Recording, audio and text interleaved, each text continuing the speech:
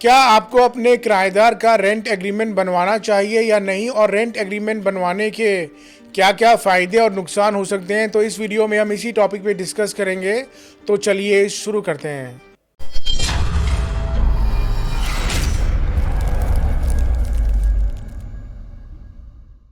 Pace legal consultants में आपका स्वागत है। रेंट एग्रीमेंट बनवाने का कोई भी नुकसान नहीं है, बल्कि ये ओनर को लीगली स्ट्रॉन्ग करता है। बिकॉज कल को अगर ओनर और टेनेंट के बीच में कोई भी डिस्प्यूट होता है तो उस वक्त रेंट एग्रीमेंट की कंडीशन को ही देखा और पढ़ा जाएगा।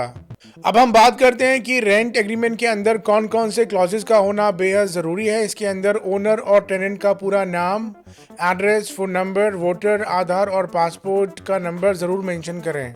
और इसके साथ साथ किराएदार का पासपोर्ट साइज फ़ोटोग्राफ ज़रूर लगाएं और उसका एक सेल्फ अटेस्टेड आईडी प्रूफ भी ज़रूर लें। और एग्रीमेंट के सभी पेजेस पे किराएदार के सिग्नेचर के साथ साथ उसका थंब इम्प्रेशन भी ज़रूर लगवाएं। और विटनेस के कॉलम के अंदर 2 कॉम्पिटेंट विटनेस की इन्फॉर्मेशन भी ज़रूर मेंशन करके उनके भी सिग्नेचर और थंब इम्प्रेशन ज़रूर लगवाएं।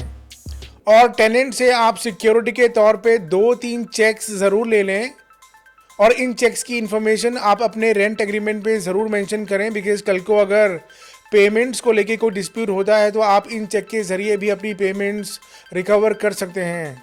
और साथ में आप ये भी मेंशन करें कि ओनर इन चेक्स को arrears of rent, penalty, damages, fine या अदर एक्सपेंसेस जो किराएदार की नेग्लिजेंस की वजह से हुए हैं उन सभी की भरपाई के लिए ओनर इन चेक्स को इस्तेमाल कर सकता है। और चेक्स में सभी डिटेल्स आप अपने सामने ही अपने किराएदार से भरवाएं और मेक श्योर कि आप इन चेक्स को संभाल के रखें।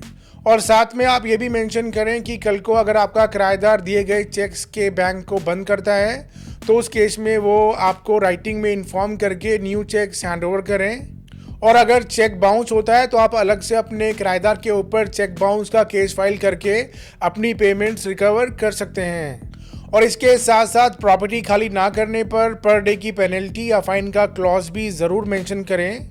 एग्जाम्पल के तौर पे अगर प्रॉपर्टी का रेंट 50,000 रुपये है और 1 मंथ नोटिस देने के बावजूद भी किराएदार प्रॉपर्टी खाली नहीं करता है तो उसको पर डे 5,000 या 10,000 रुपये देना होगा, ताकि कोर्ट केस के टाइम आप ये अमाउंट भी अपने किराएदार से रिकवर कर सकें।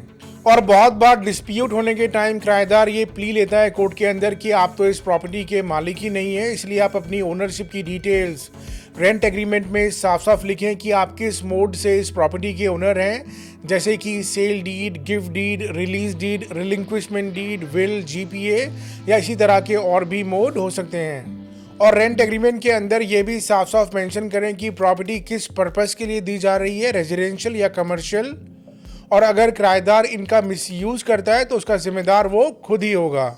और अगर प्रॉपर्टी कमर्शियल पर्पस के लिए दी जा रही है तो ये चीज़ भी साफ साफ करके लिखें कि authority charges, conversion charges, maintenance या फिर पार्किंग चार्जेस कौन पे करेगा। बिकॉज बहुत बार इन चीज़ों के ऊपर भी डिस्प्यूट पैदा हो सकता है। अब हम बात करते हैं रेंट एग्रीमेंट के रजिस्ट्रेशन के बारे में। अगर रेंट एग्रीमेंट की ड्यूरेशन 1 साल से कम है तो उसका रजिस्ट्रेशन करवाना ऑप्शनल है, कि आपकी मर्जी है कि आप उसको रजिस्टर करवा भी सकते हो और नहीं भी करवा सकते हो।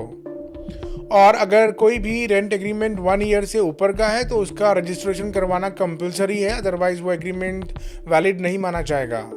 अब हम बात करते हैं बिजली, पानी और अदर बिल्स के बारे में। तो मेक श्योर जिस दिन किराएदार आपकी प्रॉपर्टी में शिफ्ट होता है उसी दिन आप सभी मीटर्स की फ़ोटोग्राफ खींच के अपने किराएदार को व्हाट्सएप कर दें, ताकि आपके पास ये एविडेंस रहे कि जिस दिन वो प्रॉपर्टी के अंदर आया था उस दिन कितनी यूनिट्स थी।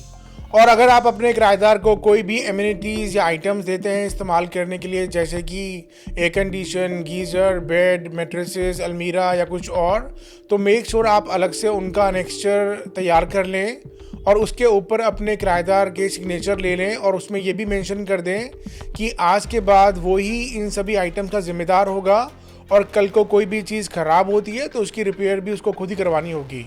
और रेंट एग्रीमेंट के अंदर आप monthly rent, security amount, duration of stay और पर्पस ज़रूर मेंशन करें, ताकि कल को इन चीज़ों के ऊपर कोई भी डिस्प्यूट ना हो। और आप टर्मिनेशन क्लॉज को भी साफ साफ करके लिखें कि अगर टेनेंट कोई भी कंडीशन को वॉयलेट या ब्रीच करता है तो उसको इमीडिएटली प्रॉपर्टी खाली करनी होगी, या इसी तरह की और कोई कंडीशन आप इम्पोज कर सकते हैं। अब हम बात करते हैं लॉकिंग पीरियड के बारे में। जनरली 1 मंथ या 2 मंथ्स का नोटिस पीरियड होता है प्रॉपर्टी खाली करवाने के लिए, मगर इसके अंदर आप लॉकिंग पीरियड भी डाल सकते हैं 4 महीने, 6 महीने या 8 महीने का।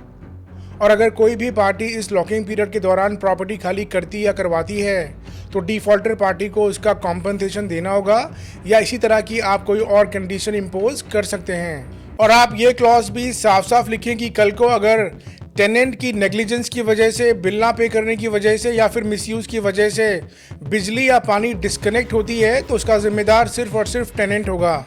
और आप ये भी साफ साफ मेंशन करें कि आपका रेंट एग्रीमेंट किसी भी प्रकार का क्रेडिट कार्ड या लोन के लिए एप्लीकेबल नहीं है, बिकॉज बहुत बार टेनेंट आपके एड्रेस पे लोन या क्रेडिट कार्ड बनवा लेते हैं, उसके बाद वो उसकी पेमेंट नहीं करते हैं, फिर रात दिन आपके पास बैंक के, कंपनीज के या कोर्ट के नोटिस आते रहते हैं।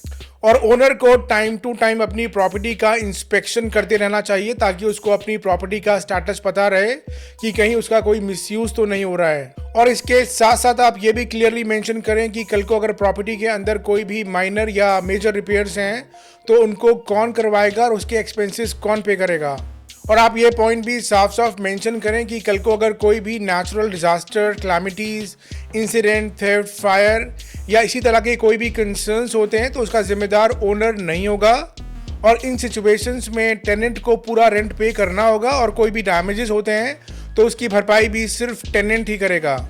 और आपको साफ साफ ये भी मेंशन करना है कि आपके प्रॉपर्टी के अंदर गेस्ट रहना अलाउड नहीं है, बिकॉज बहुत बार लोग इसका मिसयूज़ करते हैं, बिकॉज प्रॉपर्टी आपने 2 या 3 लोगों को दी होती है और उसमें 10-12 लोग रह रहे होते हैं, या फिर रात दिन उसमें गेस्ट आके स्टे कर रहे होते हैं। और आप ये क्लॉज भी मेंशन कर दें कि कल को आप ये प्रॉपर्टी किसी को बेच भी सकते हो, और ऐसी सिचुएशन में टेनेंट को नए ओनर के साथ नया कॉन्ट्रैक्ट करना होगा। अगर वो ऐसा नहीं करता है तो उसको इमीडिएटली प्रॉपर्टी खाली करनी होगी। अब हम बात करते हैं कि किन सिचुएशंस में रेंट एग्रीमेंट वैलिड नहीं माना जाएगा। अगर आप कोई भी रेंट एग्रीमेंट किसी भी माइनर के साथ करते हैं, माइनर का मतलब होता है जिसकी एज 18 साल से कम की हो, तो उनके साथ एग्रीमेंट वैलिड नहीं होता है। इन सिचुएशंस में आप एग्रीमेंट उनके पेरेंट्स या गार्डियन के साथ ही करें, और एग्रीमेंट में ये मेंशन कर दे कि माइनर इस प्रॉपर्टी का यूज़ करेगा। और अगर इंडियन कॉन्ट्रैक्ट एक्ट के हिसाब से कोई भी पार्टी एग्रीमेंट करने के लिए कॉम्पिटेंट नहीं है तो उनके साथ किया गया एग्रीमेंट वैलिड नहीं माना जाएगा। और अगर कोई भी rent agreement law of the land के हिसाब से नहीं बना है, या फिर उसका सब्जेक्ट मैटर या फिर कंडीशंस अनलॉफुल हैं, तो वो रेंट एग्रीमेंट वैलिड नहीं माने जाएंगे। और इसी तरह के और भी रीजंस हो सकते हैं। और इसके साथ आप जुरिस्डिक्शन का क्लॉज भी मेंशन करें कि कल को अगर कोई भी डिस्प्यूट होता है तो उस केस में इसका केस कौन से कोर्ट और कौन सी स्टेट में चलेगा। अब हम बात करते हैं कि कल को अगर 1 मंथ नोटिस देने के बावजूद भी आपका टेनेंट आपकी प्रॉपर्टी खाली नहीं करता है तो उस केस में आपको एक्सपर्ट एडवोकेट हायर करना होगा जो कंसर्न कोर्ट में suit for eviction, possession, mean profit और डैमेजेस का केस फाइल कर देगा ताकि आपकी प्रॉपर्टी जल्दी से जल्दी खाली हो। और लास्टली मैं आपको रेकमेंड करता हूं कि आप अपना रेंट एग्रीमेंट किसी एक्सपर्ट एडवोकेट से ही बनवाएं ताकि आप लीगली स्ट्रांग रहें। तो आज के लिए बस इतना ही। किसी भी लीगल इन्फॉर्मेशन के लिए आप हमें कभी भी कॉल या व्हाट्सएप कर सकते हैं। हमारा नंबर है 8826484040, या आप हमारी वेबसाइट pacelegalconsultants.com पर भी लॉगिन कर सकते हैं, या फिर कमेंट करके अपना कोई भी क्वेश्चन पूछ सकते हैं। आप इस वीडियो को सब्सक्राइब, लाइक और शेयर ज़रूर कीजिए। हम इसी तरह आपकी लीगल नॉलेज बढ़ाते रहेंगे। आप सभी का बहुत बहुत शुक्रिया। Thank you, bye bye, take care.